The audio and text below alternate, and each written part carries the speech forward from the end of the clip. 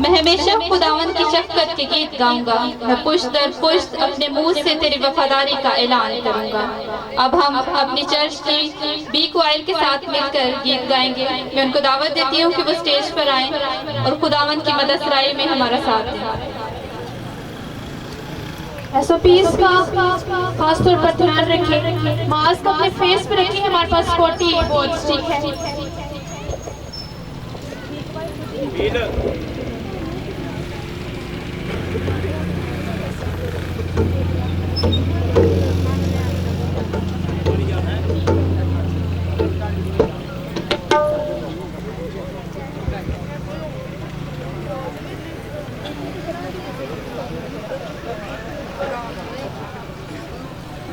कदमों पे खड़े होंगे।